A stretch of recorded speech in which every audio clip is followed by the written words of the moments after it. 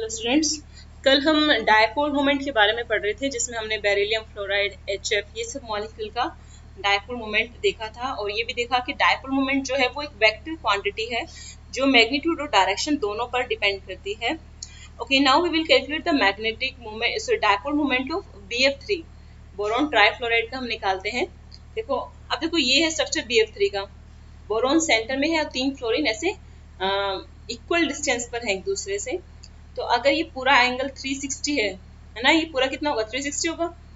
3 part में divide कर दो 360 को, 3 इक्वल पार्ट्स में अगर डिवाइड करेंगे कितना हो जाएगा 360 बाय 3 120। ठीक है, 120 डिग्री एंगल होगा FBF का। ठीक है, यहाँ पर भी FBF 120, सिमिलरली यहाँ पर FBF 120।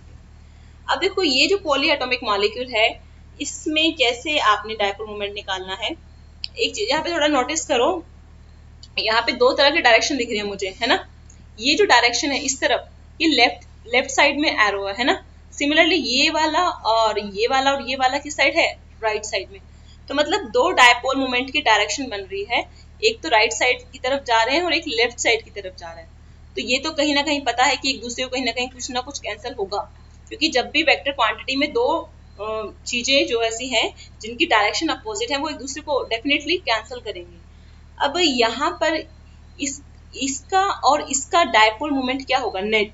ठीक है, मैंने तुम्हें कल बोला था कि मैं तुम्हें एक फॉर्मूला बताऊंगी। ठीक है, फॉर्मूला क्या है, आई टेल यू, एक मिनट। तो ये फॉर्मूला है mu is the symbol for dipole moment, μ1 square plus μ2 square plus 2μ1 into μ2 into cos theta. इसका क्या करना है, स्क्वायर रूट लेना है। ठीक है, किसी भी दो अगर ऐसे आपको दिख रहे हैं, दो डायपोल मोमेंट दिख रहे हैं जो कि एक दूसरे से किसी थीटा एंगल से सेपरेटेड है, उन दोनों का अगर आपको नेट डायपोल मोमेंट निकालना है तो आप फॉर्मूला यूज करेंगे under root μ1 square plus μ2 square plus 2μ1 μ2 cos theta.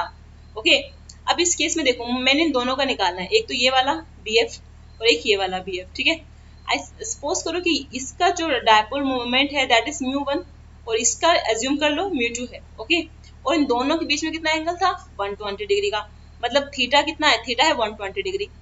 देखो अब ये μ1 μ2 मैंने बोल दिया है, बट अगर आप देखो इसे, जो मैग्नीट्यूड होगा इस डायपोल का और इस डायपोल का, क्या वो डिफरेंट होगा। μ1 μ2 का मतलब क्या है, μ1 μ2 का मतलब है कि दो डिफरेंट डायपोल। बट यहाँ पर देखो अगर जो चार, बिकॉज एटम सेम है, इधर भी बोरॉन है इधर फ्लोरीन है, इधर बोरॉन और इधर फ्लोरीन है, एटम सेम है एंड दोनों केसेस में इन दोनों के बीच में जो डिस्टेंस है वो भी क्या है, सेम है।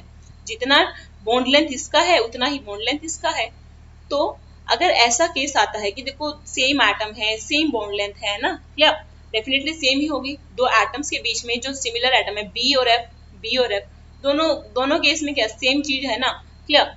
ओके, तो यहाँ पर μ1 और μ2 दोनों एक दूसरे के इक्वल है। ओके, क्योंकि एटम सेम है, जिनके बीच में डायपोल मोमेंट बन रहा है वो एटम सेम है। ओके, μ1 μ2 इक्वल है। सपोज करो उसकी जो वैल्यू है x है, μ1 μ2 मान लो x के इक्वल है, ये भी डायपोल मोमेंट जो है उसका मैग्नीट्यूड x है और मान लो इस वाले का भी x है। तो now put the value of μ1 and μ2 in this equation. तो हमने पुट किया x1 square plus x square plus x square plus 2μ1 into μ2 x into x square cos theta. Theta क्या होगा भाई, एंगल है 120 तो कोस 120 डिग्री। तो अगर पता हो कोस 120 डिग्री कितना होता है, that is 1 minus 1/2। Clear, put कर दी वैल्यू कोस 120 की यहाँ पर, तो 2x square plus 2x square into minus 1/2। 2 से 2 क्या हो जाएगा, कैंसिल, क्या बचेगा माइनस x स्क्वायर। तो 2x square minus x square कितना बच गया, अंडर रूट x स्क्वायर, और अंडर रूट x स्क्वायर किसके इक्वल होगा, x के। तो जो नेट मैग्नेटिक मोमेंट आया इन दोनों का, जो एक इस डायरेक्शन में जा रहा था और एक इस डायरेक्शन में जा रहा था, उसका जो नेट मैग्नेटिक मोमेंट है वो x है। ठीक है, ओके, और डायरेक्शन क्या होगी इस नेट मैग्नेटिक मोमेंट की, तो डायरेक्शन होगी बिल्कुल आपने सेंटर में कर दो, इसका और इसके सेंटर में कौन सा है, ये वाला सेंटर है ना इसका, बिल्कुल यहाँ पर आप एक ड्रॉ कर दो डायपोल।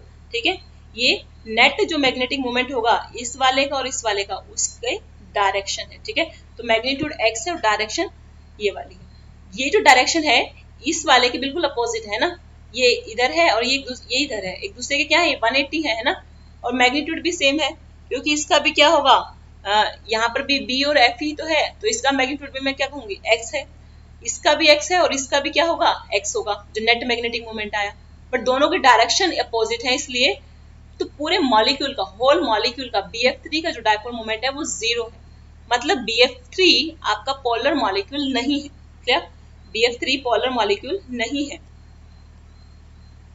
ऐसे आप देख सकते हो, ये नेट मैग्नेटिक मोमेंट मैंने सॉरी नेट डायपोल मोमेंट जो है वो इस डायरेक्शन में है, वो एक्स है इन दोनों का, और इस वाले का भी एक्स है क्योंकि ये बी और एफ के बीच में था और हमने इसको एक्स एज्यूम किया था। इसका तो हमने कैलकुलेट किया है फॉर्मूला से, इसका हमने एज्यूम किया था कि बोरॉन और फ्लोरीन के बीच में एक्स होगा। ठीक है, डायरेक्शन किए थे, एक्स माइनस एक्स 0 हो गया, इसलिए BF3 जो है नॉन पोलर मॉलिक्यूल है, इसका कोई डायपोल मोमेंट नहीं होता। तो ऐसे हम पॉली एटॉमिक मॉलिक्यूल्स के डायपोल मोमेंट निकालते हैं। यहाँ पर एक और केस है NH3 और NF3 का, अमोनिया और ट्राइफ्लोरो अमोनिया, ठीक है, अमाइन सॉरी। NH3 और NF3 में क्या डिफरेंस है, देखो कोई डिफरेंस नहीं है, इसके पास भी लोन पेयर है, इसके पास भी लोन पेयर है। इधर नाइट्रोजन के साथ 3 हाइड्रोजन अटैच है, इधर नाइट्रोजन के साथ 3 फ्लोरीन अटैच है, सिर्फ इतना ही डिफरेंस है। इसी से सारा फर्क आ जाएगा, सिर्फ इतनी बात से ही फर्क आ जाएगा डायपोल मोमेंट में। देखो हाइड्रोजन जो होता है, हाइड्रोजन नाइट्रोजन के कंपैरेटिवली लेस इलेक्ट्रोनेगेटिव है, ठीक है, वेयर एज फ्लोरीन जो है वो मोर इलेक्ट्रोनेगेटिव होता है नाइट्रोजन के कंपैरेटिवली। तो जब भी हम डायपोल शो करते हैं तो एरो, इसका जो एरो है वो किस तरफ होगा, वो मोर इलेक्ट्रोनेगेटिव एटम की तरफ होगा। तो नाइट्रोजन मोर इलेक्ट्रोनेगेटिव है तो एरो हमने नाइट्रोजन की तरफ कर दिया। सिमिलरली इस बॉन्ड का जो डायपोल होगा वो भी नाइट्रोजन की तरफ एरो जाएगा, और सिमिलरली इसका भी ऐसे होगा क्योंकि नाइट्रोजन हाइड्रोजन से मोर इलेक्ट्रोनेगेटिव है ना। तो जिधर मोर इलेक्ट्रोनेगेटिव एटम होता है उधर ही डायपोल का एरो होता है। अब यहाँ पर आओ NF3 का केस देखो।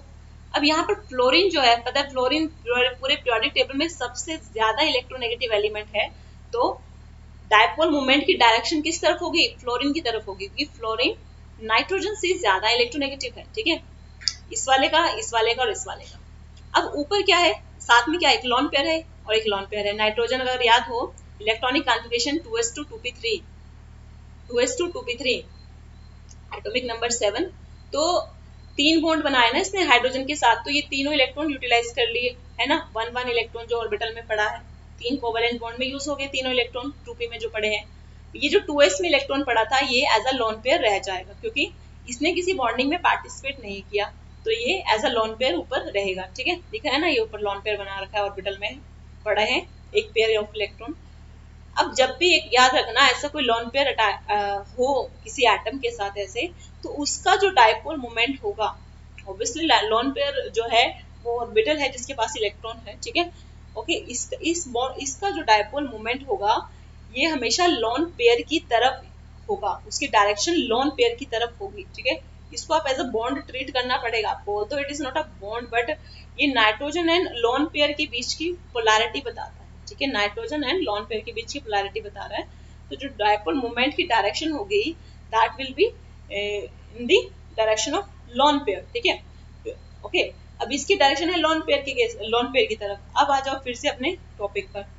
देखो डायरेक्शन लॉन पेयर की तरफ दिखाई हुई है, इधर भी डायरेक्शन लॉन पेयर की तरफ दिखाई हुई है, ये तो दोनों में सेम है। अब यहाँ पे एक चीज देखो, एमोनिया के केस में ये भी ऊपर की तरफ है ना, और ये भी ऊपर की तरफ जा रहा है, तो मतलब ये तीनों कहीं ना कहीं इस वाले डायपोल मोमेंट में ऐड होंगे, है ना, क्योंकि सेम डायरेक्शन की तरफ ही मूव कर रहे हैं सब। जबकि NF3 के केस में उल्टा है, एक ही लॉन पेयर वाला डायपोल मोमेंट तो अपवर्ड साइड है, वेरएज NF वाले डायपोल मोमेंट है वो दूसरी साइड है, बिल्कुल अपोजिट साइड है। ठीक है, तो ये एक दूसरे को क्या करेंगे, ये 3 डायपोल मोमेंट इसको क्या करेंगे, कैंसिल करेंगे। बट यहाँ पर कोई कैंसिल नहीं करेगा क्योंकि चारों एक ही डायरेक्शन में है, तो चारों कहीं ना कहीं एक दूसरे के साथ ऐड होंगे। ठीक है, दैट इज वाई जो NH3 का डायपोल मोमेंट है वो 4.9 इंटू 10⁻³ कूलम मीटर है, जबकि NF3 का सिर्फ 0.80 इंटू 10⁻³ कूलम मीटर है। इतना डिफरेंस कैसे आ गया पता चला ना, क्योंकि फ्लोरीन इलेक्ट्रोनेगेटिव था और डायपोल की डायरेक्शन रिवर्स हो गई और डायपोल मोमेंट जो है वो कैंसिल हो गई। ओके, अब हमने फजान रूल पढ़ना है। फजान रूल भी बहुत इंपॉर्टेंट है। देखो कोवेलेंट बॉन्ड में जैसे सम आयनिक कैरेक्टर होता है, कोवेलेंट बॉन्ड में आयनिक कैरेक्टर कैसे होता है, आपने देखा है कि यहाँ पर पोलैरिटी आती है ना बॉन्ड में, although bond is covalent but polarity आ रही है ना, पोलर चार्जेस आ रहे हैं। यहाँ पे नाइट्रोजन भी NF3 के केस में पार्शियल पॉजिटिव चार्ज रहेगा एंड फ्लोरीन के ऊपर पार्शियल नेगेटिव रहेगा।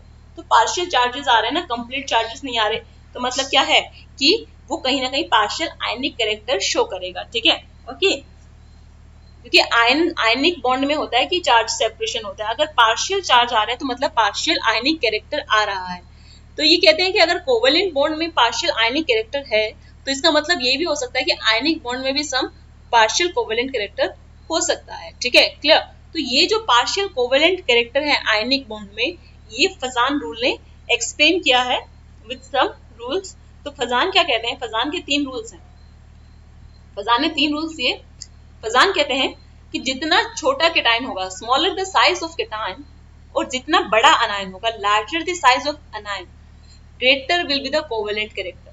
तो उस आयनिक बॉन्ड में उतना ज्यादा कोवेलेंट कैरेक्टर होगा। अगर केटाइन छोटा है और अनायन बड़ा है, केटाइन स्मॉलर है अनायन लार्जर है, तो उतना ज्यादा कोवेलेंट कैरेक्टर होगा उस आयनिक बॉन्ड में। एज सच तो आप स्टडी नहीं कर सकते ना, एज सच आप आयनिक बॉन्ड का कोवेलेंट कैरेक्टर नहीं स्टडी कर सकते कि वो कहाँ कितना % कोवेलेंट शो कर रहा है, एज सच तो आप नहीं शो कर पाओगे, है ना अभी। ऑल्दो उसके लिए फॉर्मूलाज हैं बट 11th स्टैंडर्ड के लिए तो अभी नहीं है वो। ठीक है, दूसरी चीज क्या है जिससे हमें कोवेलेंट कैरेक्टर पता चलेगा आयनिक बॉन्ड में, greater the charge on the cation और ग्रेटर द कोवेलेंट कैरेक्टर। ठीक है, समझ में आ गया कि अगर 3 तरह के केटायन है, सपोज करो लिथियम प्लस बेरिलियम प्लस 2 है ना, लिथियम प्लस बेरिलियम प्लस 2 और एल्यूमिनियम प्लस 3। ठीक है, 3 केटायन है, सब पे चार्ज क्या है, बढ़ रहा है। लिथियम पे +1 है, बेरिलियम पे +2 है, और बोरॉन ले लेती मैं, बोरॉन पे +3। ठीक है, क्लियर। अगर मैं तीनों की बॉन्डिंग करा दूं क्लोरीन के साथ, ठीक है, क्लोरीन जिसमें -1 चार्ज है, मैंने अनायन सेम रखा, सिर्फ कैटायन डिफरेंट रखे, तो मैं कह रही हूँ कि जिसका चार्ज ज्यादा है, जैसे बोरॉन के ऊपर ज्यादा चार्ज है, तो वो ज्यादा कोवेलेंट कैरेक्टर शो करेगा, मतलब BCl3 में ज्यादा कोवेलेंट कैरेक्टर आएगा एज कंपेयर टू BeCl2 में, बेरिलियम क्लोराइड में। ठीक है, और सबसे कम किस में हो जाएगा, लिथियम क्लोराइड में। ठीक है, ओके, क्लियर। तो जितना ज्यादा चार्ज होगा उतना ज्यादा कोवेलेंट कैरेक्टर होगा। ठीक है, उसके बाद जो केटायन सेम साइज और सेम चार्ज के हो, मान लो 2 केटायन है, उनका साइज भी सेम है और चार्ज भी सेम है, फिर हम उनका कैसे देखेंगे कोवेलेंट कैरेक्टर कैसे डिफरेंट होगा। अगर उनमें से किसी के पास ये कॉन्फ़िगरेशन हो, कौन सा, N-1DN ठीक है, अगर किसी के पास ऐसा कॉन्फ़िगरेशन हो जो कि किसका होता है, एक ट्रांजिशन मेटल का होता है। अगर आपने याद हो, हमने ट्रांजिशन मेटल्स पढ़ी है, तो ट्रांजिशन एलिमेंट्स का यही जनरल इलेक्ट्रॉनिक कॉन्फ़िगरेशन होता है। ठीक है, तो अगर वो कैटायन कोई ट्रांजिशन मेटल है तो उसकी पोलराइजिंग पावर ज्यादा होगी। ठीक है, किससे, then the one with the noble gas configuration, जिसके पास नोबल गैस कॉन्फ़िगरेशन होगा उससे उसकी पोलराइजिंग पावर ज्यादा होगी। ठीक है, नोबल गैस कॉन्फ़िगरेशन किस पे हो सकता है, जैसे सोडियम प्लस के पास नोबल गैस कॉन्फ़िगरेशन है ना, लिथियम प्लस के पास है ना, Mg+2 के पास क्या है, नोबल गैस कॉन्फ़िगरेशन है। तो इनके कंपैरेटिवली उस ट्रांजिशन मेटल के पास, ठीक है, क्या होगी, पोलराइजिंग पावर ज्यादा होगी। पोलराइजिंग पावर ज्यादा होने का मतलब है कोवेलेंट कैरेक्टर उसमें ज्यादा आएगा। ठीक है, क्लियर। तो सेम चार्ज और साइज होने से हमने ये देखना है कि दोनों जो केटायन है, क्या उनमें से कोई ट्रांजिशन एलिमेंट है। अगर उनमें से कोई ट्रांजिशन एलिमेंट है तो वहां पर पोलराइजिंग पावर ज्यादा होगी और कोवेलेंट कैरेक्टर भी उस केस में ज्यादा होगा। ठीक है, ओके।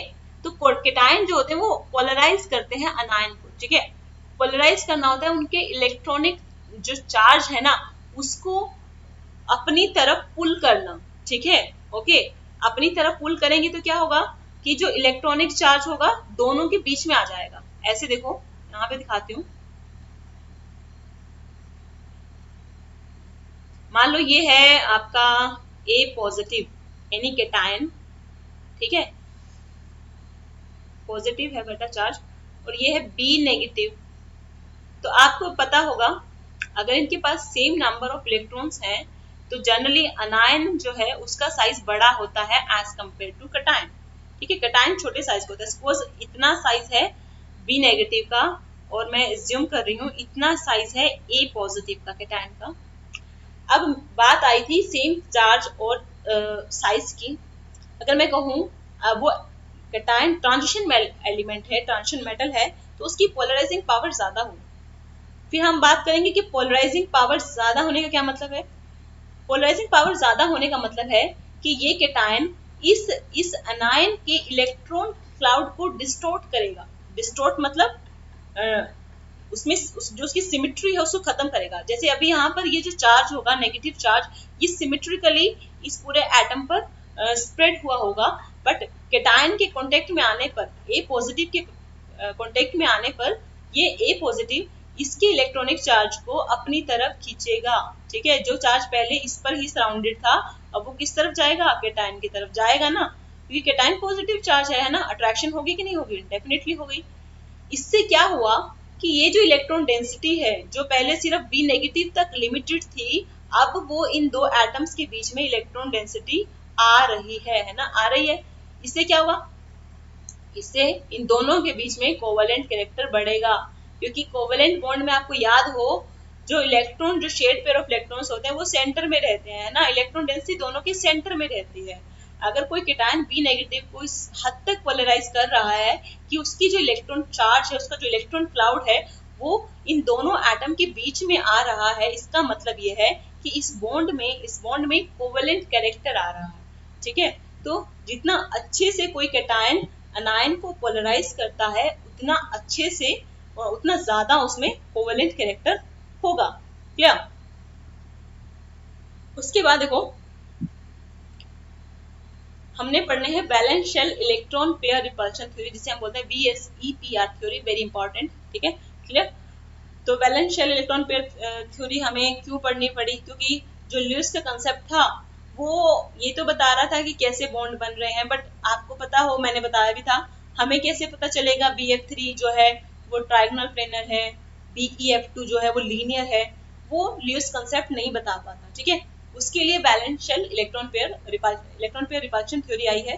ठीक है, तो ये थ्योरी क्या कहती है, ये जो मॉलिक्यूल है जैसे HF, HCl, HBr, H2, इस तरह के जो मॉलिक्यूल है AB टाइप के, AB समझ के, दो ही एटम है, बॉन्ड दो एटम के बीच में है, इस तरह के मॉलिक्यूल की जो ज्योमेट्री होती है वो लीनियर होती है। ठीक है, तो all this molecule will be linear, where as molecules like AB2 में क्या होगा, तीन एटम है, एक सेंटर एटम है, दो सराउंडिंग एटम है B2 है ना, जैसे H2O, H2S, CO2 है ना, ये सब AB2 टाइप के हैं। ठीक है, और जब भी AB2 टाइप की ज्योमेट्री रहेगी, सॉरी टाइप ऑफ मॉलिक्यूल रहेगा, तो ज्योमेट्री बेंट होगी। ठीक है, बेंट होगी। एक CO2 का केस याद रखना, CO2 में क्योंकि डायपोल मोमेंट 0 होता है, दैट इज वाई वो लीनियर है। ठीक है, ऑल्दो मैं इनकी शेप का एक और आगे हाइब्रिडाइजेशन निकालना सिखाऊंगी, वहां से बिल्कुल बहुत ही इजी हो जाएगा, आपको याद भी नहीं करना पड़ेगा कि किसकी शेप कैसी है, बस आपको हाइब्रिडाइजेशन निकालनी आना चाहिए। ठीक है, बट फिलहाल के लिए जो सीक्वेंस में चलना है तो सीक्वेंस में चलूंगी। सिमिलरली जो मॉलिक्यूल है AB3 टाइप, जैसे NH3, NF3, BF3 है ना, ओके, ये जो है NH3, NF3, इनकी उसने बोली है ट्रायगोनल पिरामिडल होगी, वेयरएज BF3 की बोला है ट्रायगोनल प्लेनर होगा। ठीक है, और ये जो बाकी मॉलिक्यूल है AB4 टाइप के, like CH4, CHCl3 chloroform, CCl4 carbon tetra chloride, ये सब जो मॉलिक्यूल है वो टेट्राहेड्रल ज्योमेट्री के होंगे, ये VSEPR थ्योरी ने बताया हमको। ओके, उसके बाद मेन पोस्टुलेट्स पे आते हैं, क्या कहती है VSEPR थ्योरी। ठीक है, ये वेस्पर थ्योरी बोलती है हमको कि जो शेप ऑफ मॉलिक्यूल की जो शेप है वो उसकी वैलेंस शेल इलेक्ट्रॉन पेयर्स पर डिपेंड करती है। ठीक है, मतलब क्या उसके पास कोई लॉन पेयर है या क्या उसके पास लॉन पेयर नहीं है। ठीक है, और कितने इलेक्ट्रॉन उसके बॉन्डिंग में है, कितने नहीं है। ठीक है, तो bonded and non bonded electrons जो वैलेंस शेल में है उस पर किसी भी मॉलिक्यूल की शेप डिपेंड करती है। ठीक है, दूसरी बात क्या है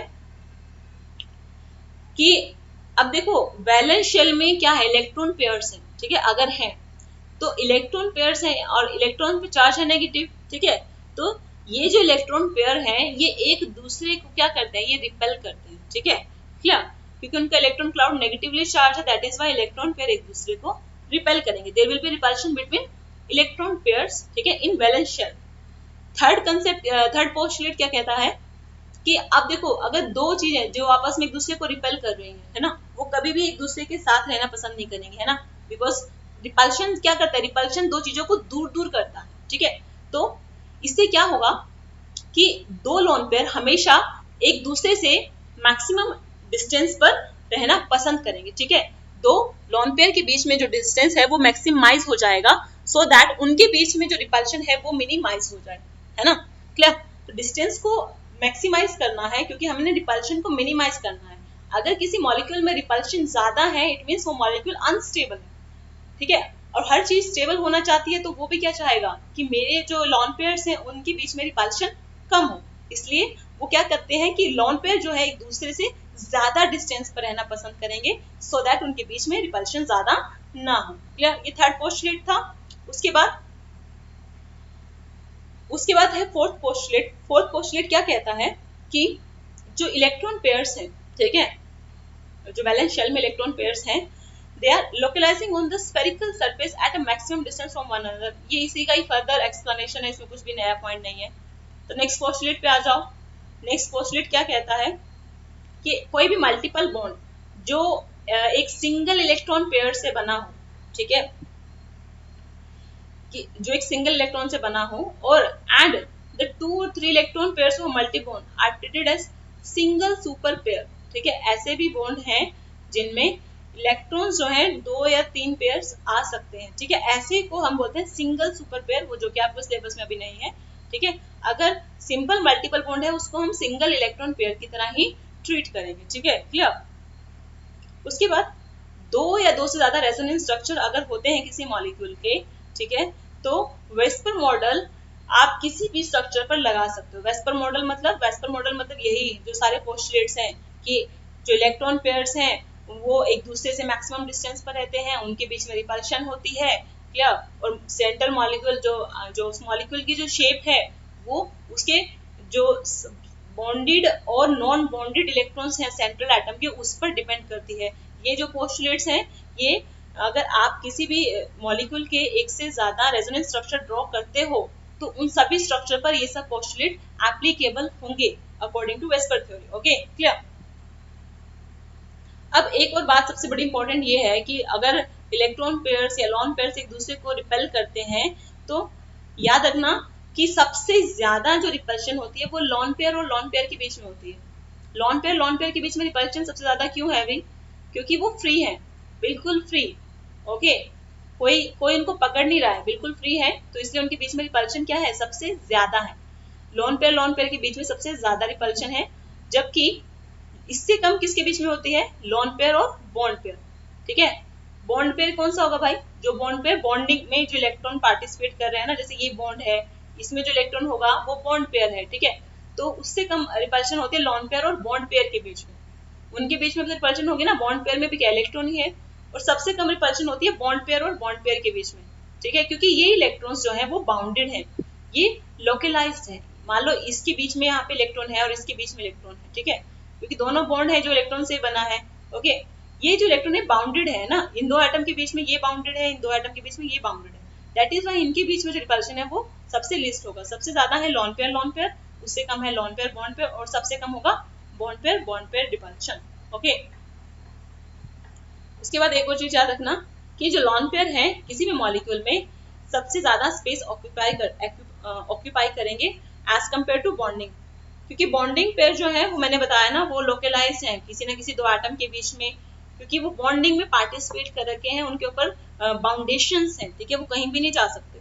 जबकि लॉन पेयर बाउंडेड नहीं है, वो फ्री है, इसलिए जो फ्री होगा वो ज्यादा जगह घूमेगा, जो ज्यादा जगह घूमेगा वो ज्यादा स्पेस ऑक्यूपाई करेगा। दैट इज वाई किसी भी एटम के किसी भी मॉलिक्यूल के जो लॉन पेयर होते हैं वो ज्यादा स्पेस ऑक्यूपाई करते हैं as compare to bond pair.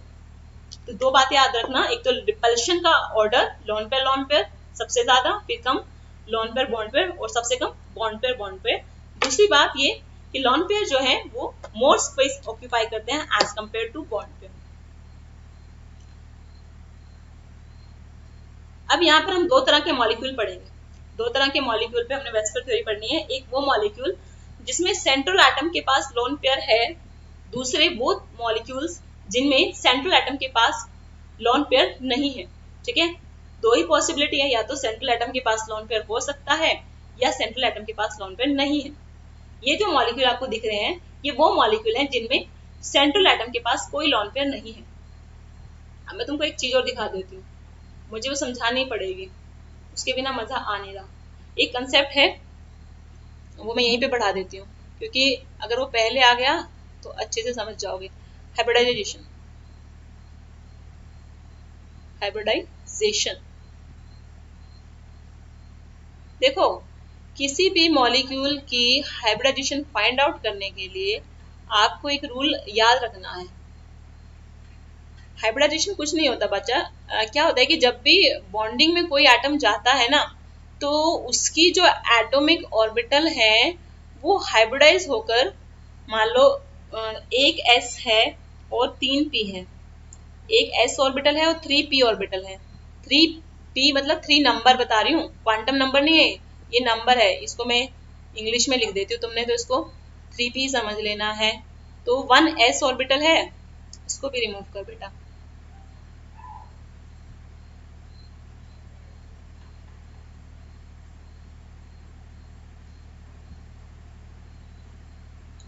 तो 1s है प्लस मान लो 3p ऑर्बिटल्स हैं किसी में, ठीक है, जो बॉन्डिंग में पार्टिसिपेट कर रही हैं। ठीक है, ऐसा अगर है तो बिफोर बॉन्डिंग ये क्या करेंगी, ये आपस में हाइब्रिडाइज हो जाते हैं। हाइब्रिडाइज मतलब मिक्सिंग होती है, ऑर्बिटल्स की मिक्सिंग होती है, इंटर मिक्सिंग होती है, और जितनी ऑर्बिटल इंटर मिक्सिंग में जाती हैं उतनी ही नई ऑर्बिटल्स बन जाती हैं। तो यहाँ पर कितनी ऑर्बिटल्स हैं जो मिक्सिंग में जा रही हैं, तो आप देख सकते हो एक s जा रही है, 3p जा रहे हैं, तो टोटल नंबर ऑफ ऑर्बिटल्स क्या होंगे यहाँ पर 4 हो गई है ना। तो 4 ऑर्बिटल्स इंटरमिक्स हो रही हैं सो दैट 4 न्यू ऑर्बिटल्स बन सके। ये जो 4 न्यू ऑर्बिटल्स बनेंगी ये सिमिलर साइज और सिमिलर एनर्जी की होंगी, इनकी एनर्जी भी नियर बाय होगी, एक दूसरे के ज्यादा दूर नहीं होगी। ऑल्दो एस और पी की अगर आप शेप की बात करो तो डिफरेंट है ना, एस स्फेरिकल है, पी डम्बल शेप में है। तो अगर डिफरेंट शेप रहती है तो बॉन्डिंग उतनी अच्छी नहीं होती। बॉन्डिंग अच्छी हो, ओवरलैपिंग अच्छी हो, इसलिए ये ऑर्बिटल आपस में इंटरमिक्स हो जाती हैं, और इंटरमिक्स होने के बाद जो न्यू ऑर्बिटल्स बनती हैं वो सिमिलर, जो 4 ऑर्बिटल्स हैं उनकी शेप और साइज एक दूसरे से बहुत सिमिलर होता है, एनर्जी भी ऑलमोस्ट सबकी बराबर होती है। ठीक है, डिफरेंट एनर्जीज की नहीं होती। एस और पी की एनर्जी डिफरेंट है ना, एस क्या है, लोएस्ट एनर्जी का है, पी थोड़ा हायर एनर्जी का होता है। ओके, तो ये जो 4 ऑर्बिटल बनेंगी वो हमने बोला sp3 बनेंगी, sp3 टाइप की। ठीक है, मतलब एक हिस्सा उसमें s का आएगा और 3 हिस्से उसमें p के आएंगे, मतलब उस ऑर्बिटल में 25% क्या होगा, 25% s होगा, s ऑर्बिटल होगी, प्लस 75% p ऑर्बिटल होगी। 75% p ऑर्बिटल है। ओके, ऐसी ऐसी कितनी ऑर्बिटल बनेंगी sp3 टाइप की, sp3 टाइप की 4 ऑर्बिटल बनेंगी, 1 2 3 और एक और बनेगी 4th sp3। सबको हम sp3 ही बोलेंगे क्योंकि सब में क्या है 25% s है। sp3 क्या बताता है, sp3 ये बता रहा है कि 25% s ऑर्बिटल है, वेयर 75% आपकी p ऑर्बिटल होगी। ठीक है, और sp3 होने पर ऐसे आप sp निकालो, अगर एक s है, एक s है और एक p है, सिर्फ एक s हाइब्रिडाइज हो रही है एक p के साथ, तो 2 ऑर्बिटल हाइब्रिडाइज हो रही है, तो कितनी नई ऑर्बिटल बनेंगी, जितनी हाइब्रिडाइज होती हैं। 2 हाइब्रिडाइज हुई है तो 2 ही नई ऑर्बिटल बनेंगी, और वो कैसी होंगी, वो होंगी sp, उसकी हाइब्रिडाइजेशन बोलेंगे हम sp होगी। अब sp हाइब्रिडाइजेशन का क्या मतलब है बच्चे, कि 50% क्या है, दोनों 1 1 है ना, मतलब 50% s है, इसमें 50% p ऑर्बिटल है। सिमिलरली इसमें 50% s है, इसमें 50% p है। ऐसे ही अगर मैं कहूँ एक s है और 2p ऑर्बिटल्स आ रही हैं, 2p ऑर्बिटल्स आ रही हैं। ठीक है, तो क्या बन जाएगा, कितनी ऑर्बिटल बनेंगी, कितनी इंटरमिक्स हो रही है, देखो 2p और 1s तीन इंटरमिक्स हो रही है ना, तो तीन नई ऑर्बिटल बनेंगी और तीनों की हाइब्रिडाइजेशन क्या बोलेंगे हम, sp2। तो तीन आपके पास न्यू हाइब्रिडाइज ऑर्बिटल बन जाएंगी। सॉरी sp2 है ये, ठीक है, बाय मिस्टेक लिखा गया। ये जो तीनों ऑर्बिटल्स बन रही है ना, यहाँ पर बनी है जैसे 3sp2, इन तीनों की शेप साइज सिमिलर है और एनर्जी भी एक दूसरे के बिल्कुल नियरली इक्वल है। एंड यहाँ पर जैसे sp बनी, तो ये sp इस sp से बिल्कुल सिमिलर होगी शेप एंड साइज में और एनर्जी भी नियर बाय होगी, ठीक है। इससे क्या होगा, हाइब्रिडाइजेशन से क्या होता है कि ये जो न्यू ऑर्बिटल्स बनती हैं ये बेटर ओवरलैपिंग करती है। जब बॉन्डिंग होती है ना, तो ऑर्बिटल्स एक दूसरे के साथ ओवरलैप करती है। जैसे कार्बन की अगर कोई ऑर्बिटल है, कार्बन जो मान लो sp3 ऑर्बिटल बनी कार्बन की, ठीक है, तो जो वो हाइड्रोजन से बॉन्ड बनाएगा ना sp3 हाइड्रोजन की ऑर्बिटल, हाइड्रोजन की तो 1s ही है, तो उसके साथ उसकी जो ओवरलैपिंग होती है वो बहुत अच्छी होती है। इस वजह से कार्बन और हाइड्रोजन के जो बॉन्ड होगा वो भी ज्यादा अच्छा होगा, ठीक है। अब यहाँ पर हमें कैसे पता चलेगा किसकी sp बनेगी, किसकी sp2 बनेगी और किसकी sp3 बनेगी। तो एक चीज याद रखना, स्टेरिक नंबर, हम एक चीज निकालेंगे स्टेरिक नंबर, SN इसको हम शॉर्ट फॉर्म में बोल देते हैं steric number. Steric number is equal to, लिख लीजिए, number of atom attach, number of atom attach plus number of lone pair. दो चीजें आपने देखनी है, कौन क्या, एक तो एटम अटैच देखिए कितना है, कितना एटम अटैच है सेंट्रल एटम के साथ, मैं डबल ए लिख रही हूँ शॉर्ट फॉर्म में, ठीक है, एटम अटैच लिख लीजिए इसे। साथ में देखना है लोन पेयर कितने हैं, how many lone pair will be there, ठीक है। अब मैं आपको निकाल के दिखाती हूँ किसी भी मॉलिक्यूल का स्टेरिक नंबर कैसे निकालते हैं, वो मैं दिखाती हूँ। सपोज करो अमोनिया NH3, आई थिंक मैंने NH3 का वो बनाया हुआ है, मैं उसमें दिखाती हूँ तुमको, पीछे बनाया था मैंने इलेक्ट्रॉनिक कॉन्फ़िगरेशन NH3 का, ये रहा, ये NH3 का मैंने बनाया हुआ है। NH3 atomic number 7, electronic configuration helium 2s2 2p3, ठीक है। तीन आपके पास सिंगली फिल्ड p ऑर्बिटल है, 2s में एक लॉन पेयर है, ठीक है। अब देखो NH3 में अगर आप देखो कि तीन हाइड्रोजन अटैच है ना, ये कहाँ कहाँ बॉन्ड बनाया है, एक ने इसके साथ बना लिया 2px है मान लो, एक ने इस ऑर्बिटल के साथ बॉन्ड बनाया है और ये एक ने इसके साथ बनाया है, ठीक है। तो तीन हाइड्रोजन ने, एक ने 2px के साथ बना लिया, एक ने 2py के साथ बना लिया और एक ने 2pz के साथ बना लिया, है ना, हमने ऐसा जम करना है, ओके। आप देखो अगर तीन बॉन्ड इसने बना लिए, है ना, तीन ऑर्बिटल यूज हो गई बॉन्डिंग में, कितने एटम अटैच हैं इसमें, नाइट्रोजन के साथ कितने एटम अटैच हैं, तीन एटम अटैच हैं, तीनों ही क्या हैं, हाइड्रोजन है। तो एटम अटैच कितना हो गया इसके केस में, लिखो ए की वैल्यू हो गई है 3, ठीक है।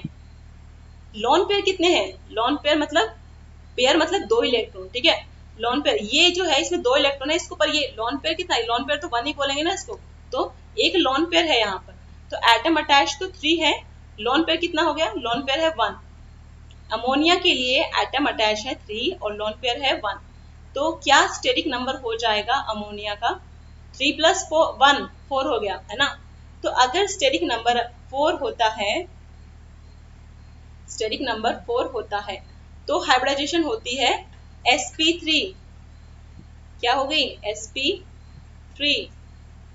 अगर स्टेरिक नंबर 3 आता है तो हाइब्रिडाइजेशन होती है sp2, 1 नहीं आएगा कभी भी, स्टेरिक नंबर 1 से ज्यादा आएगा हमेशा। अगर 2 है स्टेरिक नंबर तो हाइब्रिडाइजेशन होगी sp।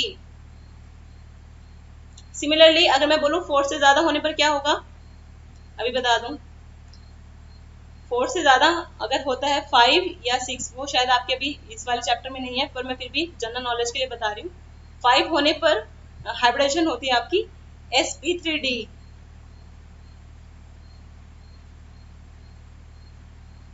और सिमिलरली 6 होने पर होती है sp3d2, ठीक है। ये हम पढ़ेंगे आगे, इस चैप्टर में नहीं इतना है इसका रोल, क्लियर। थोड़ा सा होगा, फोस्फोरस और सल्फर के जो कंपाउंड्स हैं वो इस तरह की हाइब्रिडेशन शो करते हैं, ठीक है। अप टू नियोन तो कोई नहीं शो करेगा, डी ऑर्बिटल्स जिनके पास होती हैं, किनके पास होती हैं, थर्ड पीरियड के एलिमेंट्स के पास, जो आपके फोस्फोरस है, सल्फर है, इनके पास सिलिकॉन है, ये थर्ड पीरियड के एलिमेंट्स है, इनके पास वैकेंट डी ऑर्बिटल होती हैं, तो वहां पर इस तरह की हाइब्रिडेशन आपको देखने को मिलेंगे। ठीक है, बाकी औरों में भी है, ट्रांजिशन एलिमेंट्स है ना, ये बाकी तो बहुत ज्यादा वास्ट है इसका एरिया। तो इतना हमको समझ में आया कि अगर स्टेरिक नंबर 4 हुआ तो कौन सी होगी, sp3 होगी। 3 हुआ स्टेरिक नंबर तो sp2 होगी। अगर स्टेरिक नंबर 2 है, स्टेरिक नंबर की वैल्यू बेटा, अगर स्टेरिक नंबर 2 है तो sp हाइब्रिडेशन है, 5 है तो sp3d है, और 6 है तो sp3d2 है। सिमिलरली इनकी शेप होती है।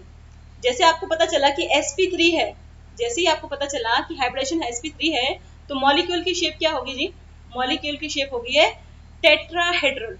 रिमेंबर इट, टेट्राहेड्रल उसकी शेप होगी।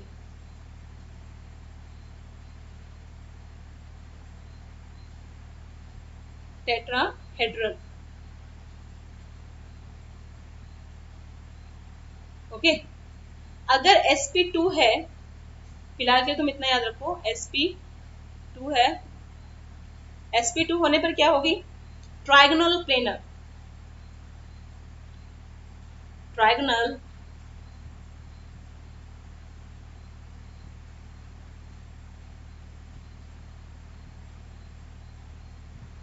प्लेनर। और sp होने पर क्या होगी, अगर ऑर्बिटल जो हाइब्रिडेशन है वो किसी मॉलिक्यूल की sp है, तो आप शेप होती है linear, linear shape.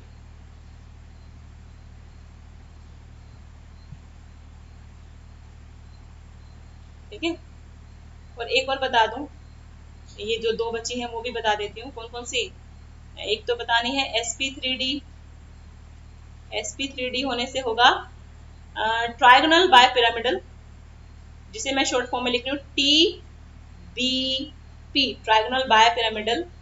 And sp3d2 होने से क्या होगी, sp3d2 होने से होती है ऑक्टाहेड्रल, उसका है OH, OH। ठीक है, ऑक्टाहेड्रल, ये शॉर्ट फॉर्म में लिखा है TBP, trigonal bipyramidal, and OH octahedral. तो ऐसे हाइब्रिडाइजेशन निकालनी है, और हाइब्रिडाइजेशन से हमें पता चलता है कि मॉलिक्यूल की शेप क्या होती है। ठीक है, नाउ यहाँ पर जैसे इन्होंने सबकी निकाली, अब आप प्रैक्टिस के लिए निकाल के देखो इन सबकी, बिना कोई भी आप रैंडम कोई भी मॉलिक्यूल उठाओ और उसकी हाइब्रिडाइजेशन निकालो, और ये बताओ मुझे कि उसकी शेप आपने सही निकाली या गलत निकाली। जैसे BeCl2 है, बेरिलियम क्लोराइड है, इसमें जो मॉलिक्यूल है देखो लीनियर शेप है, इसको लीनियर शेप बोलते हैं हम। तीनों एटम जो है एक लाइन में है, तो that is why shape is linear. तो एंगल कितना है, इस बॉन्ड का इस बॉन्ड से कितना एंगल है, bond angle 180 degree. Now BF3 तो अभी पढ़ा है ना, इसे बोलते हैं ट्राइगोनल प्लेनर। ये शेप कौन सी है, ट्राइगोनल प्लेनर। ठीक है, इसमें बॉन्ड एंगल होता है 120 डिग्री, दो बॉन्ड के बीच का एंगल है 120 डिग्री। ना मीथेन CH4, ये जो शेप है ये है टेट्राहेड्रल, टेट्राहेड्रल शेप है। टेट्राहेड्रल क्यों बोला है, अगर आप इनके वर्टिसेस, ये जो मान लो जहां जहां एटम प्रेजेंट है, मान लो ये वर्टिसेस हैं और इनको आप ज्वाइन कर दो तो एक टेट्राहेड्रन बन जाएगा, that is why shape is known as tetrahedral. यहाँ पर टेट्राहेड्रल का बॉन्ड एंगल कितना होता है, इसमें 109.5 डिग्री लिखा हुआ है, ये राउंड ऑफ करके लिखा है, एग्जैक्ट होता है 109 डिग्री 28 मिनट। ठीक है, बुक में राउंड ऑफ करके लिखा है, आप एग्जैक्ट लिख लीजिए साथ में 109 डिग्री 28 मिनट। ठीक है, उसके बाद है PCl5 को जैसे दिखा रखा है, ये होती है आपकी ट्राइगोनल बाय पिरामिडल, जिसको मैंने TBP बोला है शॉर्ट फॉर्म में। ठीक है, TBP।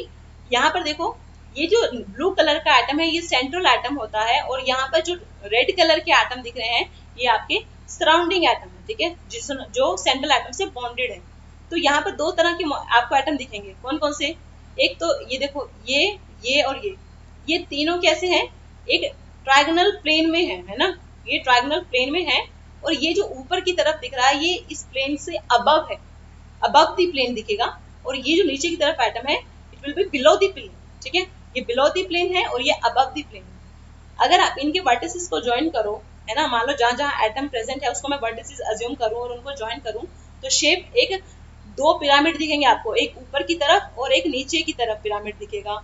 और ये जो बेस है इस पिरामिड का कैसा है, वो ट्रायंगुलर है ना, इसलिए नाम है ट्रायंगुलर बाय पिरामिडल। ठीक है, ओके। तो ऐसे ये वो मॉलिक्यूल्स हैं जिनके पास कोई लोन पेयर नहीं था, सेंट्रल एटम के पास कोई लोन पेयर नहीं था। ओके, तो जनरली जो वेस्पर थ्योरी है आपकी वो बहुत ज्यादा क्या बोलते हैं उसको, ज्यादा पी ब्लॉक एलिमेंट्स पर बहुत एक्यूरेटली फिट बैठती है। ठीक है, जो पी ब्लॉक एलिमेंट्स है जैसे आपके ग्रुप 13, ग्रुप 14, 15, 16, 17, ठीक है, इन पर जो वेस्पर थ्योरी है वो बहुत फिट बैठती है। ऑल्दो ट्रांजिशन एलिमेंट्स पर इन पर नहीं इतनी फिट बैठती, बट पी ब्लॉक पर बड़ी सी फिट बैठती है। ठीक है, ओके। तो यहाँ पर फिर से इन्होंने दिखा रखा है लीनियर शेप का कैसे बॉन्ड एंगल, ट्रायंगुलर प्लेनर का, ठीक है, और टेट्राहेड्रल का दिखा रखा है। देखो वर्टिसेस ज्वाइन करके दिखाया हुआ है कि टेट्राहेड्रल बन रहा है। और ये ट्रायंगुलर बायपिरामिडल का दिखा रखा है। देखो बीच में ये प्लेन है, इसमें 3 एटम अटैच हैं और एक ये जो बी है वो अबव दी प्लेन है। ये जो प्लेन है ना ट्रायंगल का प्लेन है, इससे अबव साइड में है और ये वाला बी इससे बिलो साइड में है। जो लास्ट थी आपकी sp3d2 D2, हाँ, जिसमें मैंने शेप बताई थी ऑक्टाहेड्रल। ऑक्टाहेड्रल में कैसे होता है मॉलिक्यूल, ये जो ए है ये सेंट्रल एटम है जिससे सभी एटम बॉन्डेड है। तो 4 एटम तो ऐसे बॉन्डेड होंगे, मान लो जैसे कोई यहाँ पर काइंड ऑफ स्क्वायर हो, है ना, स्क्वायर ऐसा दिख रहा है, जैसा दिख रहा है, तो जैसे स्क्वायर के वर्टिसेस पर एटम रखे हो वैसे दिख रहे हैं ना। 4 एटम तो वहां पर होंगे, एक एटम अबव द प्लेन होगा इस प्लेन से ऊपर की तरफ और एक एटम बिलो द प्लेन होगा। ठीक है, तो इसकी जो शेप है वो एक ऑक्टाहेड्रन के जैसी है। ठीक है, इसलिए इसका नाम है ऑक्टाहेड्रल। SF6 जो है वो यही शेप दिखाता है। ठीक है, ECl5 ट्रायंगुलर बायपिरामिडल दिखाता है और SF6 की अगर आप हाइब्रिडाइजेशन फाइंड आउट करोगे तो sp3d2 आएगी। ठीक है, और यही शेप निकलती है। उसके बाद वो मॉलिक्यूल्स जिनके पास लोन पेयर है, जिनमें सेंट्रल एटम के पास लोन पेयर है, वहां पर क्या होता है, वहां पर जो शेप होगी ना, जिन मॉलिक्यूल्स में सेंट्रल एटम के पास लोन पेयर है, वहां पर जो शेप होगी वो ज्योमेट्री से डिफरेंट होती है। ज्योमेट्री से डिफरेंट मतलब जैसे AB टू E है ये। ओके, E क्या रिप्रेजेंट कर रहा है? E आपका एक लोन पेयर है। E मतलब अगर जहां पे भी E लिखा है यहाँ पे तो E मतलब एक लोन पेयर है, एटम नहीं है E। वेराज AB क्या है, AB एटम्स है। ठीक है, तो यहाँ पर अगर आप देखो इसकी जो शेप होगी, जो स्ट्रक्चर होगा वो एक ट्रायगोनल प्लेनर की जैसा होगा। ए सेंटर एटम है, बी एक इधर होगा एक इधर होगा और तीसरे वर्टिस पर क्या होगा, लोन पेयर होगा। ठीक है, बट जब हम शेप की बात करें, अगर हम ऐसे मॉलिक्यूल में शेप की बात करें तो हम लोन पेयर को इंक्लूड नहीं करते हैं। तो आपको लोन पेयर को इंक्लूड नहीं करना है, लोन पेयर को एक्सक्लूड करो, हटाओ। ठीक है, अगर ये लोन पेयर नहीं होता है तो आपको कैसे दिखता है, ये बेंट शेप दिखती है ना। मान लो किसी ने सीधे को मोड़ दिया है ना, मान लो ये लीनियर थे और इसको किसी ने बेंट कर दिया दोनों साइड से, ऐसा दिख रहा है, तो इसलिए बोलते हैं इसको बेंट शेप। ठीक है, तो एग्जाम्पल दे रखा है SO2 का और O3 का, ये अलग अलग है, ये एक साथ नहीं है। सल्फर डाइऑक्साइड है और ओजोन है, इसको अलग अलग करो, ये बुक में मिसप्रिंट है। ठीक है, उसके बाद नेक्स्ट जो टाइप है दैट इज AB3E। AB3E, ठीक है, यहाँ पे देखो मतलब A सेंट्रल एटम है, 3 सराउंडिंग एटम है B, और E कोई लॉन पेयर है जो अटैच है। ठीक है, तो बनाया जब 4 होते हैं तो कौन सी शेप आती है, टेट्राहेड्रल आती है ना। ठीक है, तो इसकी जो अरेंजमेंट है वो तो टेट्राहेड्रल है, बट शेप अगर हम चेक करेंगे तो लॉन पेयर को कंसिडर नहीं करना है।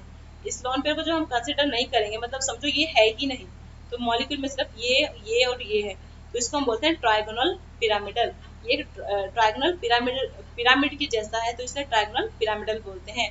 अमोनिया जो है, अमोनिया की यही शेप होती है। ठीक है, NH3, अमोनिया के पास याद हो ना, सेंटर नाइट्रोजन है, तीनों हाइड्रोजन है और एक साथ में लॉन पेयर होता है, तो वो ट्रायगोनल पिरामिडल अमोनिया की शेप होगी अकॉर्डिंग टू वेस्पर थ्योरी। ठीक है, वेस्पर थ्योरी के अकॉर्डिंग चल रहा है। Now next is your AB3E2, अगर 2 लॉन पेयर हो, है ना, AB3, ये 3 नहीं आएगा, यहाँ पे 2 आएगा, AB2E2 लिखना है। ठीक है, AB2E2 में क्या होगा, दो एटम के साथ 2 एटम्स ने बॉन्ड बना रखा है, 2 बॉन्डिंग पेयर होंगे और 2 लॉन पेयर है ना। अब देखो ये अगर शेप की बात करूं तो ना इस लॉन पेयर को कंसीडर करो ना इस लॉन पेयर को कंसीडर करो, मॉलिक्यूल कैसा दिखेगा, BAB जैसा दिखेगा, है ना। ये कैसी शेप है, ये वही तो है जो हमने पहले देखी थी AB2 वाले में, तो बेंट शेप होगी। ये किसकी होती है, ये पानी की होती है, वाटर। वाटर में ऑक्सीजन के पास 2 लॉन पेयर होते हैं और 2 एटम अटैच है हाइड्रोजन, तो ये 2E2 किसका टाइप है, वाटर वाला टाइप है, ठीक है। Now next is your AB4E। AB4E में क्या होगा, 4 एटम के साथ बॉन्ड बना रखा है ना, सेंट्रल एटम ने, और E एक है तो मतलब एक लॉन पेयर है, ठीक है। अब ये तो इसकी ज्योमेट्री तो वही होगी, ट्रायंगल बाइपिरामिडल है ना, वैसी शेप दिख रही है आपको, स्ट्रक्चर दिख रहा है, सॉरी। तो जब बस शेप की बात करूंगी तो क्या करना है, लॉन पेयर कंसीडर नहीं करना है, इसको हटाओ। तो मॉलिक्यूल कैसे दिख रहा है, BAB, और इधर भी BAB ऐसे दिख रहा है। इसको हम बोलते हैं सीसॉ शेप, सीसॉ, ठीक है। ये किसकी होती है, SF4 की होती है। नेक्स्ट शेप देखो, AB3E2, तो यहाँ पर भी 3 बॉन्डिंग है, 2 लॉन पेयर है।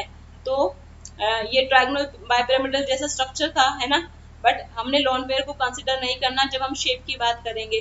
तो अगर इसको मैं हटा दूं, इस वाले और इसको, तो ये मॉलिक्यूल कैसा दिख रहा है, BAB और B, ये T के जैसा दिख रहा है ना, तो इसलिए T शेप है।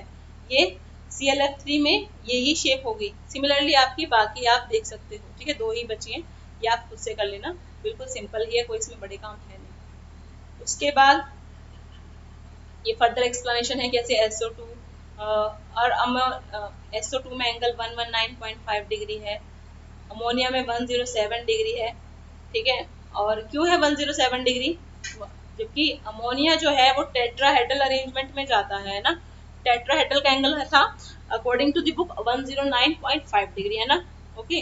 तो 107 क्यों है अमोनिया का, एक्चुअली यहाँ पर जो ये बॉन्ड पेयर वाली रिपल्शन मैंने बताई थी ना, लॉन पेयर बॉन्ड पेयर वाली रिपल्शन, इसका रोल प्ले है, अभी दिखाती हूँ। यस, देखो जैसे एमोनिया है, अमोनिया में एक लॉन पेयर होता है, 3 आपके बॉन्ड पेयर्स है ना। तो एक्सपेक्टेड था कि ये टेट्राहेड्रल अरेंजमेंट में गया है क्योंकि sp3 हाइब्रिडाइजेशन है। शेप बेशक इसकी ट्रायंगल पिरामिडल है, बट ये स्ट्रक्चर जो है वो टेट्राहेड्रल है। तो एंगल एक्सपेक्टेड था 109 डिग्री 28 मिनट, ठीक है, बट एक्चुअली जो एंगल मेजर किया गया दैट इज 107 डिग्री। तो एंगल रिड्यूस कैसे हुआ है जी, देखो यहाँ पर लॉन पेयर है, ये लॉन पेयर है, यहाँ इस बॉन्ड में क्या है, इलेक्ट्रॉन है। तो लॉन पेयर और बॉन्ड पेयर के बीच में रिपल्शन होती है ना, तो ये लॉन पेयर इस बॉन्ड पेयर को अपने से दूर करेगा। अगर इसे दूर करेगा मतलब क्या है, ये इसको इस तरफ धकेले, है ना, दूसरे हाइड्रोजन की तरफ, है ना। तो सपोज करो पहले हाइड्रोजन वाला बॉन्ड यहाँ था, ड्यू टू रिपल्शन ये बॉन्ड थोड़ा पीछे हट गया, यहाँ पर आ गया, ब्लैक वाली लाइन में आ गया, है ना। तो आपको क्या लगता है, बॉन्ड एंगल डिक्रीज हुआ कि नहीं हुआ, पहले बॉन्ड एंगल पूरा ये था, अब ये इतना कम हो गया, है ना, इतना बॉन्ड एंगल कम हो गया। तो ये जो डिक्रीज आया, ये क्यों आया, क्योंकि because of the repulsion between lone pair and bond pair, ठीक है। इस रिपल्शन की वजह से ये एंगल डिक्रीज कर जाता है, क्या। उसके बाद क्या है, सिमिलरली वाटर का देखो, वाटर का एंगल और डिक्रीज कर गया, दैट इज 104.5 डिग्री। अगर आप वाटर की हाइब्रिडाइजेशन फाइंड आउट करो तो sp3 आती है, ठीक है, ओके। क्योंकि ऑक्सीजन के पास 2 लोन पेयर होते हैं, ठीक है, तो यहाँ से भी रिपल्शन आएगी और यहाँ से भी रिपल्शन आएगी। ये दिख रहा है ना लोन पेयर, और ये लोन पेयर दिख रहा है, ये इसको रिपेल करेगा, ये इसको रिपेल करेगा, दोनों साइड से बॉन्ड एंगल कम होगा, तो वैल्यू आ गई 104.5 डिग्री पर, ठीक है। शेप इसकी बेंट है बट ज्योमेट्री इसकी टेट्राहेड्रल ही होती है, ठीक है, स्ट्रक्चर जिसे हम बोलते हैं, ओके।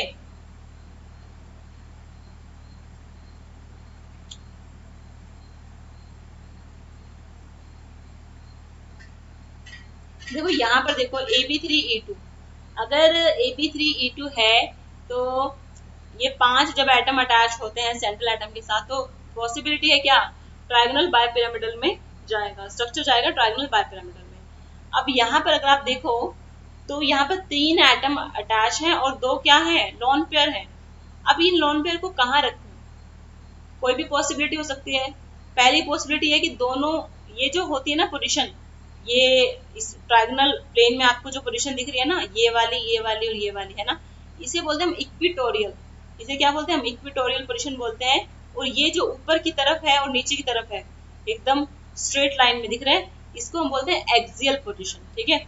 ये फ्लोरीन एक्सियल पोजीशन पर है और ये फ्लोरीन भी एक्सियल पोजीशन पर है, बट ये फ्लोरीन कहाँ है, इक्विटोरियल पर है। अगर यहाँ पर कोई होता वो भी इक्विटोरियल पर होता, और ये जो लॉन पेयर है ये भी इक्विटोरियल पोजीशन पर है, ठीक है। तो इक्विटोरियल एंड एक्सियल 2 तरह की पोजीशन होती है ट्रायंगल बाइपिरामिडल में। ट्रायंगल बाइपिरामिडल में अगर लॉन पेयर, यहाँ पर अगर लॉन पेयर आपका समझो इक्विटोरियल पर है, ठीक है, इक्विटोरियल होने पर क्या होगा, एंगल कितना आएगा 120 डिग्री, ठीक है, तो 120 डिग्री एंगल आएगा। अगर यहाँ पर एक इक्विटोरियल कर दूं, एक एक्सियल कर दूं, दूसरी पॉसिबिलिटी में, तीसरी पॉसिबिलिटी में मैंने दोनों ही क्या कर दिए, एक्सियल कर दिए। तो जब दोनों एक्सियल हो जाते हैं तब बहुत ज्यादा रिपल्शन होती है, इसकी इससे भी होगी, इससे भी होगी, इससे भी होगी, है ना। नीचे वाले लोन पेयर की तीनों बॉन्ड पेयर से होगी, ऊपर वाले लोन पेयर की भी तीनों बॉन्ड पेयर से होगी। सिमिलरली इस वाले में भी क्या होगा, ये जो लोन पेयर है इसकी इधर से इससे भी होगी और इसकी इससे भी होगी। तो यहाँ पर सेकंड और थर्ड स्ट्रक्चर में ज्यादा रिपल्शन आती है, इसलिए सेकंड एंड थर्ड स्ट्रक्चर में लोन पेयर एक्सियल और इक्विटोरियल या फिर दोनों एक्सियल पोजीशन पे आना पसंद नहीं करता, वो दोनों इक्विटोरियल पोजीशन पे आता है, क्योंकि फर्स्ट केस में फर्स्ट स्ट्रक्चर में रिपल्शन सबसे कम होती है, मिनिमम रिपल्शन होने की वजह से। दैट इज वाई यही स्ट्रक्चर ClF3 का सबसे ज्यादा स्टेबल होता है। ओके, उसके बाद जो है बैलेंस बॉन्ड थ्योरी है, वो मैं आज नहीं कराऊंगी, वो मैं कल कराऊंगी, ठीक है। बैलेंस बॉन्ड थ्योरी आपकी कल के लिए।